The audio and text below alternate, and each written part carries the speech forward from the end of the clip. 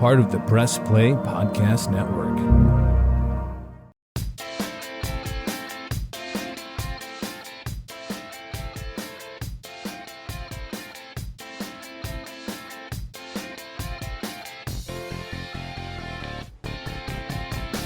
Hi, everyone. Thanks for stopping by to the latest episode here of Sabol Brothers on the Baseline Podcast right here on the Press Play Podcast Network.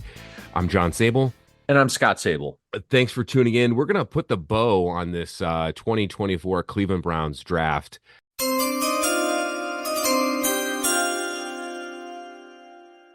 It's now almost a week behind us here as we get ready for rookie minicamp here in about 9 days as we record this year on May the 2nd. I think it's actually, 8 days, I believe, May 10th.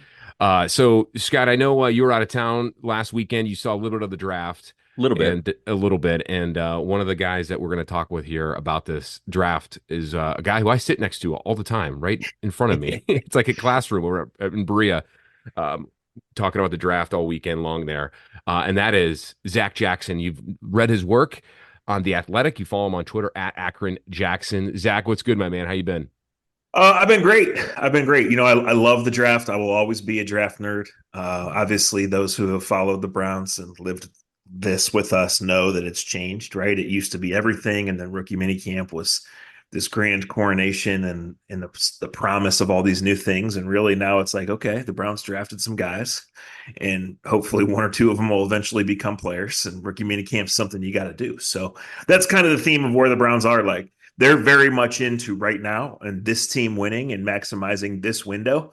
But there's not a lot that's going to happen in the offseason or probably even September that's going to change that. We're just going to see, you know, eventually if this team can get to where it thinks it can go. Well, you talk about like that window, and we're going to get into the draft here in a second, but you mentioned that window, that when people say, oh, a team has a blank window open for championship or playoffs or whatever the goal is, it's always championship, but you know what I mean? Like, you know, what do you think the Browns' realistic window is now that we have all these pieces in place? Well, I mean, it's different than it's been really at any time, and maybe all the way back to 2002 when they had that great run in the year and then made the playoffs, and then all of a sudden they got themselves in salary cap trouble. The league is different. The cap is different. The organization is different. But, like, even though they're going to keep spending big, John, like, eventually they're not going to have all these guys. Right. And, you know, they really, as far as talent and chemistry last year, really, I thought maximized or probably came close to maximizing. I don't think you could say maximize it with the way that Watson and Chubb weren't really involved. But I mean, these guys, Myles Garrett might play forever. He might quit football one day. I don't know. He's in a galaxy of his own. But Joel Bitonio, who might be in Canton, this is year 11. Right? Wyatt Teller's going to be 30 this season. And I counted the other day. I think it's of the 90-man roster, I think it's 18 guys who are going to be 30 or more. Really? When the season kicks off. And, that's not old. And some guys play a long time. That includes the punter or the kicker and the long snapper, right? So I'm not saying that the Browns have to win in the first half of this year or they're never going to win. But, like, the reality is Amari is coming to the end of his contract. Joel Bitonio is coming to the end of his career, and they got older in free agency. So you don't do that unless you're thinking about right now. So are you a draft grade guy? I mean, what do you think overall? What would you give the Browns on this? How do you think Andrew Berry did when you look at it from afar? Even if I was a draft grade guy, I'm not sure you could grade this class because this was done with the future in mind, right? Mike Hall has a rare talent, which is interior pass rush, and he fits this scheme, and that's way more important than him being from Cleveland or only being 20 years old. And when you go and look at some of the Twitter clips of Mike Hall, you're like, oh my gosh, if he can do that, he can make a lot of money and he can do that. He just never played very much. And there are probably multiple reasons for that. So what the Browns would say is we're not asking him to play a lot this year. We're asking him to learn and continue to work on his body and be ready to play a lot in 2 or 3 years. Zach Zinter is a pretty rare cat in terms of guys that are that big and can do the things he can do. He doesn't have a starting job this year. If he's going to have a starting job next year, then that means one of these longtime guys is going to be gone, right? Unless Zach Zinter is like just the next Joel Bitonio. So we'll see. I think there's easily a case to be made that those two guys, will play and help the Browns for a long time, even if it's not instantly. And then, like with everything else, right? there's probably one that's a bad miss. There's probably one down the line that's a hit. And of the 4 guys that were drafted on the 3rd day, if the Browns get one hit out of that, then that'll be good. And to me, it's probably the linebacker from Mississippi State, Nathaniel Watson, who led the SEC in tackles and sacks. But we'll see. Linebacker is certainly one of the few spots that a rookie could come in and make this team and make an impact on this team. With that being said, Zach, as we looked at this draft as it being for the future, is it safe to say it's a pretty, I don't want to say weak or strong, but it's a pretty balanced draft class just because you're going so far in the future? Yeah. I mean, they consciously chose Hall over trade down and add more picks. And part of the reason, John, is they just didn't think a lot of rookies were going to make this team, Yeah. And so then they consciously chose the Lions over adding a receiver. And that's because of who they brought back and the money they gave Jerry Jeudy. I think it easily could have gone another way. I think some of the receivers that went 10, 12 picks before and potentially one tight end who went 1 pick before might have changed their philosophy. Would they have picked those guys? Would they have traded down? I don't know. But yeah, I think they wanted to add to the Lions. They wanted young guys in those spots for the kind of the forward-thinking plan. And then with the other guys, we'll see. You would think that Thrash and Watson will be given every chance to make the team. And then, if you get anything out of the 7th rounders, that's bonus. But that second defensive tackle is really interesting because, they already are bringing back their guys, and then they draft one with their first pick. He's not a first rounder, but he's their first pick. So that means to me that they wanted Juwan Briggs. And they knew that if he went undrafted, he probably wouldn't sign with them because of Mike Hall and because of the guys that are back. So they draft him, they get him in the program. And if he helps you in a year or two, that's really good drafting. Were there any prospects you think the Browns passed on that surprised you? I know you mentioned a couple of names already. Any not on the list that you just mentioned? Well, I had mocked Hall. I had mocked Corley, the receiver who went to the Jets 10 or so picks later. And I had mocked Troy Franklin, who ended up dropping all the way to the 4th. So I won't sit here and say the Browns passed on him because every team passed on him at least multiple times, right? So I haven't talked to anyone to know what that was about. I still think he's a high ceiling player. Maybe I was wrong. And in most of the time, when a guy like that's projected in the 2nd goes in the 4th, the NFL is right. Not always. Every circumstance really is different. Of all the draft cliches that the coaches and GM spin you, like it really is that every circumstance is different. And so I think Zach Zinter might be a star lineman here for 8 or 10 years. And then he also might not ever play. You just don't ever know. But I don't think, Scott, this was ever a situation of where it was like, okay, the Browns covet this position and these 3 players. And boy, are they going to rue it for years if they pick the wrong one. I just don't think it was that kind of draft. Jamari Thrash was an intriguing prospect because when I looked up his numbers and just looked up his growth in his college career, this is a kid that was at Georgia State. Then last year of his eligibility went to Louisville. He racked up a lot of yards, a lot of stats in relatively low competition at Georgia State, and then Louisville being a really down ACC school. Every knock on young receivers after the 1st or 2nd round is, oh, they got a problem dropping the ball. I mean, you could say that about anybody. Mm-hmm. What sets him apart than an average receiver where they were picked in your mind? And do you see him jumping Cedric Tillman in the rotation? Well, over his many years, and he led his college team in receiving for 3 years, which is probably one of the things that stands out because you don't see that often. A lot of the drops were when he broke his hand last year. So there you go. Cedric Tillman's an interesting case, and you can kind of treat him like a rookie, right? Mm-hmm. I'm not sure he's going to make it. And if I had to bet you right now, I would bet you pretty heavily that he's not. However, really, I'm not going to write anybody off after year 1. I've learned that. And what Cedric Tillman has that a lot of these other guys don't have is size. He has pretty rare size and physicality. And if he can use that, then he doesn't necessarily need to be a 60-catch, 8-touchdown guy to succeed. He can play, he can block, he can, make catches in certain areas, and he can create matchups to where eventually, hopefully, they can pitch it out and get the easy one. Flacco got a lot of easy ones last December. And over the previous 25 years, we'd seen 4 easy ones total.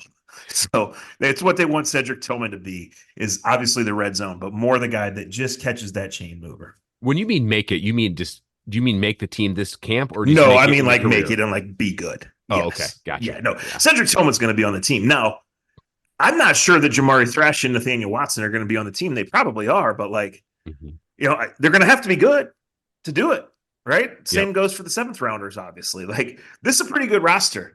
And I think in a normal like playoff team coming back, you have 40 or 42 or 44 guys that you know. And then barring something crazy in training camp, that comes down to like 3 or 4 spots. And that's what it happened. That's what it did for the Browns last year. I mean, this year, I'm not sure there's but four or five spots total that are open right now of that initial 53. And obviously, there's some pretty big health uncertainty with guys that make a lot of money and have been productive players.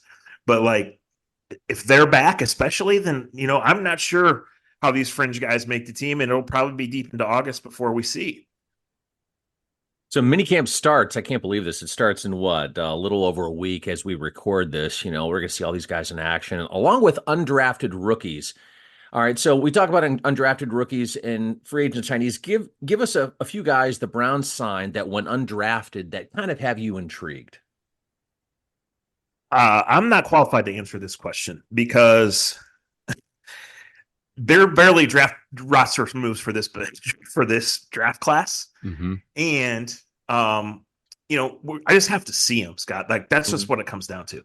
Like, in the spring part of the offseason, yes, there's rookie minicamp, but I would caution people to think that it's training camp, because it's not. They're on the field for like 65 minutes, and they're basically going through very introductory orientation type stuff.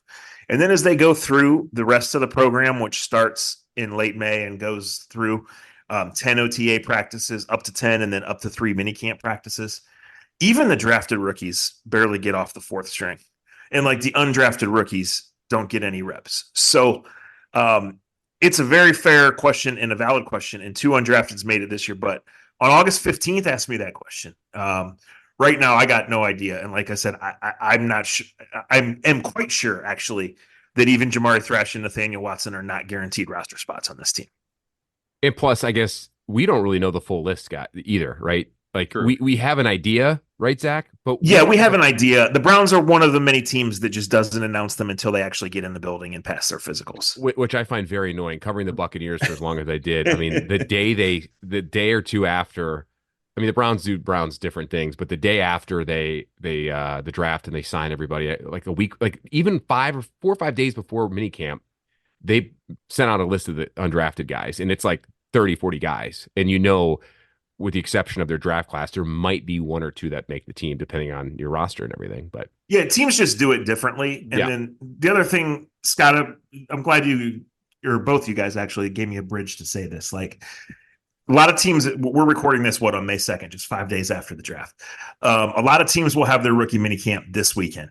But logistically, for the whole offseason program, the reason the Browns and other teams do it next weekend is they bring them in, they get them introduced, and then as soon as rookie minicamp ends, they're integrated into that program. They don't go home again. They don't do anything else, right? And then OTAs start on, I think, the 21st for the Browns.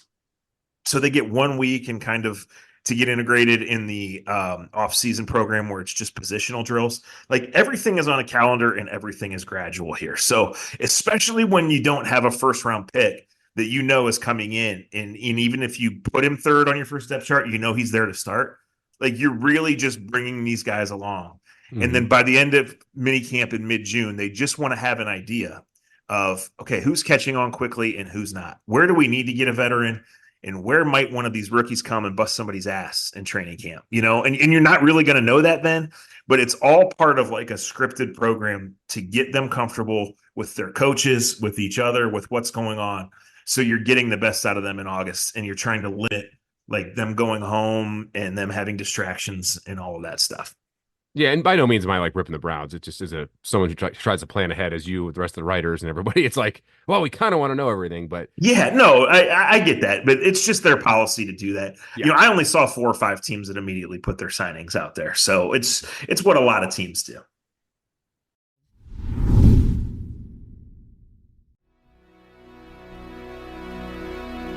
Hey everybody, it's Sam Amico from Cavs on the Break NBA podcast. Be sure to give us a listen for all your Cleveland Cavaliers recaps, analysis, breakdowns, draft talk, free agency. The list goes on and on. Give us a listen. Cavs on the Break NBA podcast.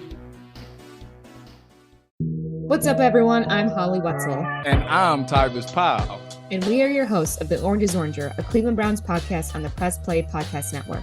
We give you all the dog pound coverage that you'll need to get you through the regular season, hopeful postseason, and I'd say off-season, Tybus, but is there really ever an off-season for this team?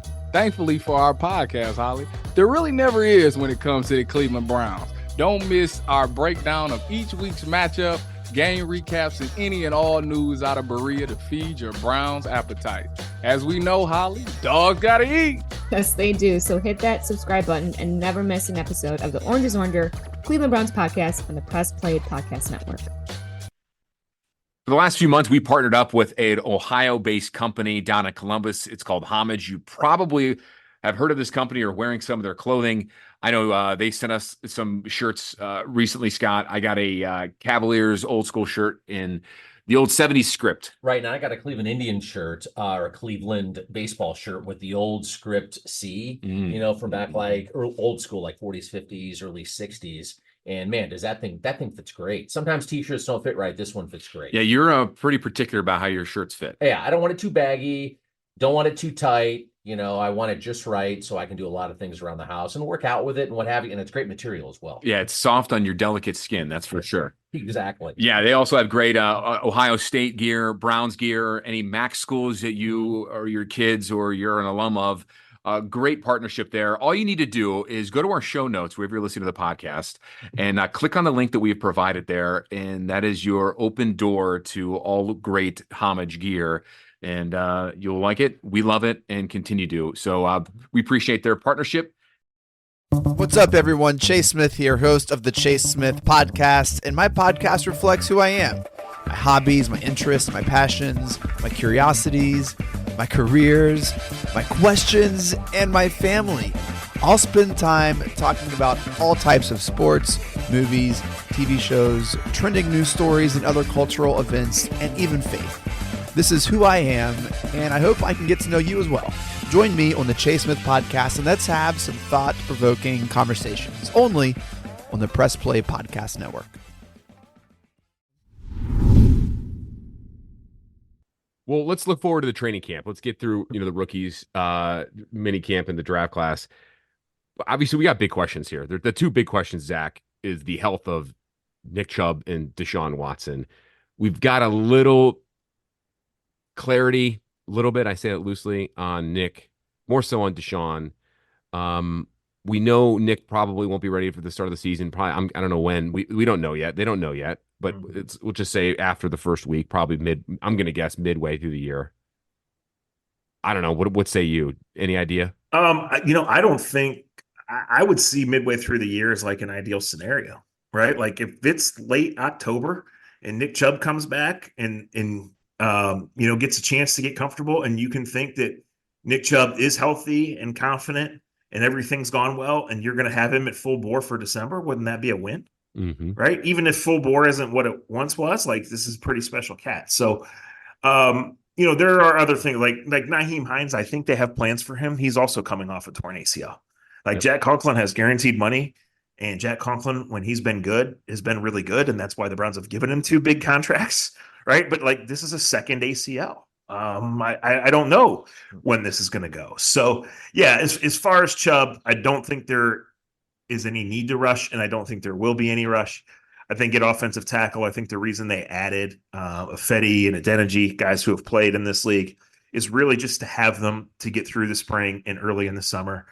They're not going to push DeJuan Jones full bore. They're not going to rush Conklin one more hour ahead of where they need to.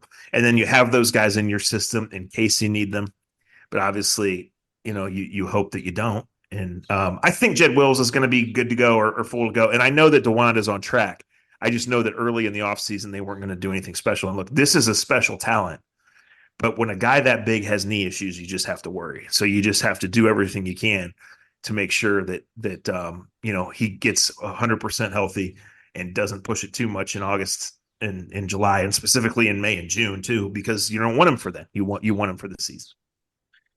Have you heard any additional updates on Deshaun? I mean, we've gotten a little bit, but they seem to be a little more tight-lipped. They're talking a lot, but they're not saying a whole lot. Have you heard anything else? No, I think it was encouraging in the way that he presented it that day.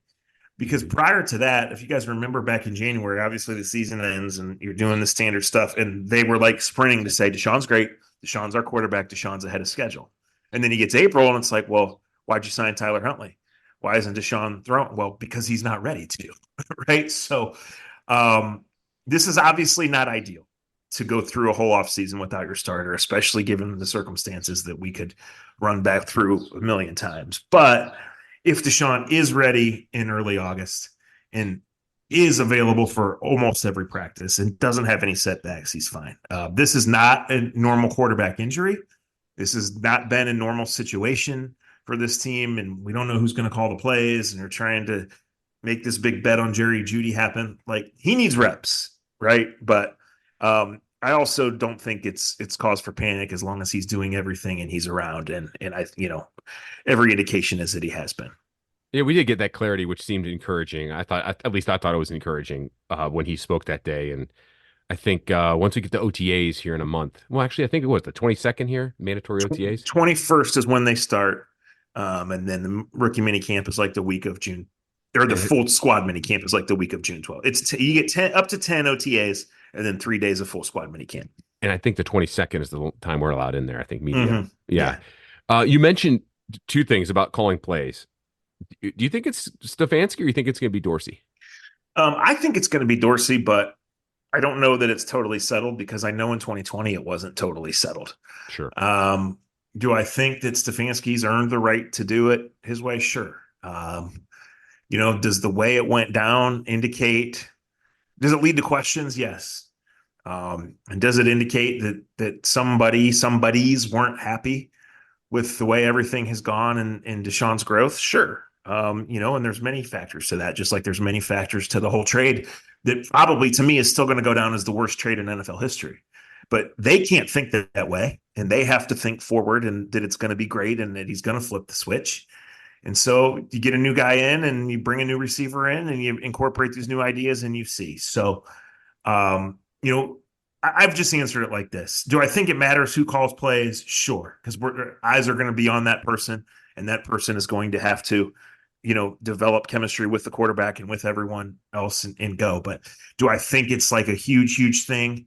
Or some worry, regardless of what the answer is or when we get the answer? No. Deshaun being healthy and Deshaun being consistently effective is what counts. And we finally saw him be effective. We just haven't seen it consistent.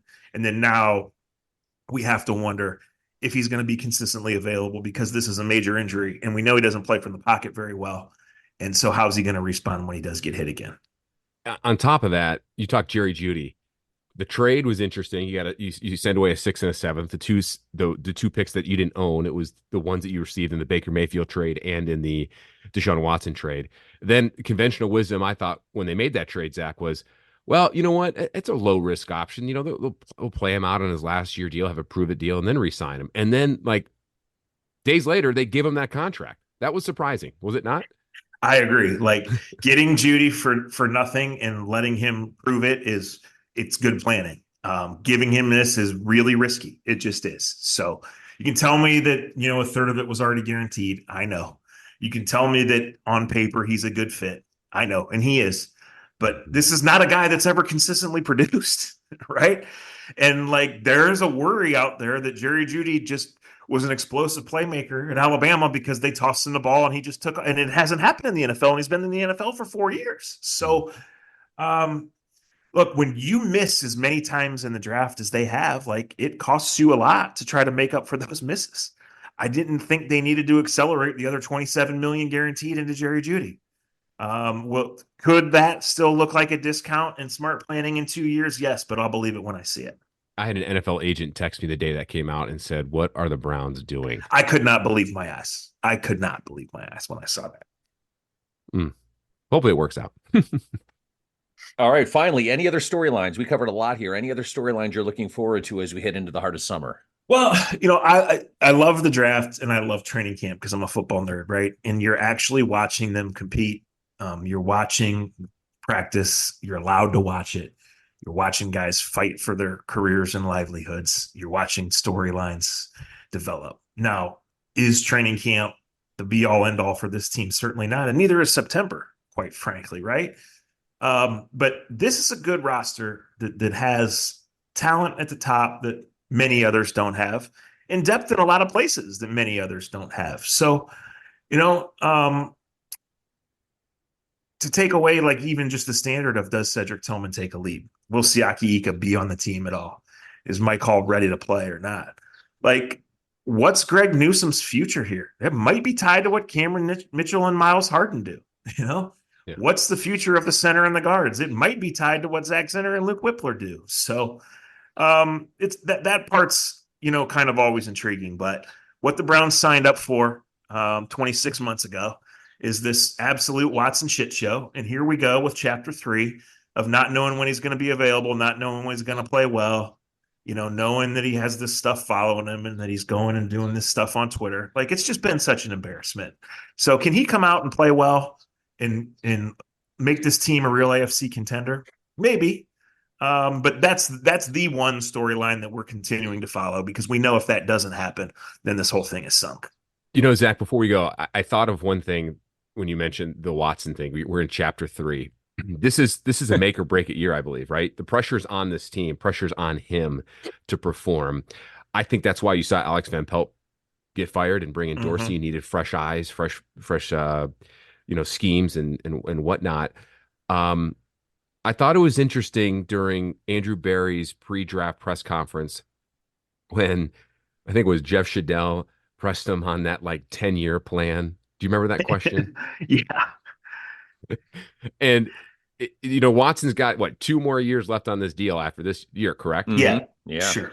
So I don't think a 10-year plan of Deshaun is actually technically in place here. But what is a realistic outlook 3 years from now in your mind?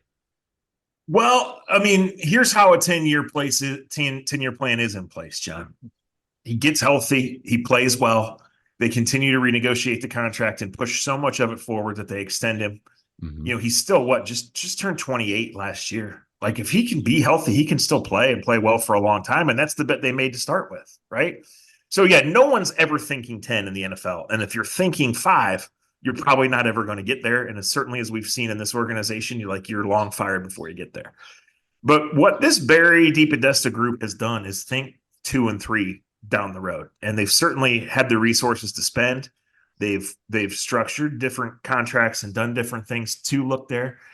And then, you could think that. Now, obviously, the less than ideal world is that if he fails this year, or even if he's just okay this year, and the team is just okay and a loaded AFC goes 500, then there's a lot of worry. Like, what are we doing here? Because then there's a lot of decisions that need to be made next February and March on the Joel Bitonio's, Wyatt Teller's, Greg Newsome's. I could go on and on, right? Amari Cooper, he's not under contract past this year right now. He's going to be 30 years old in a month. So, what a failure looks like is swallowing it for one more year and moving on. What the long term looks like is what I edited out. What's the happy medium? He's on the field. You do everything you can to adapt and get guys ready, and you hope that something resembling last year happens, and you get in and take your chances. There was never probably going to be much gray area or middle ground here. It's either going to be a big hit or big success, and that's why I'm not afraid to say that I think it's probably going to end up being just awful.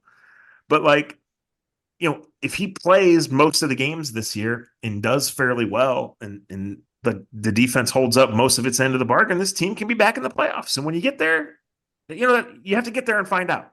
And he is under contract. They have made accommodations for that contract to have guys in the pipeline and try to keep competing. So the moral of this long ramble is that this is a really big year for the Browns, and you knew that before you even asked me. Great stuff, Zach. Man, we covered everything from the past to the future, and and years down the line, speculatively, of course.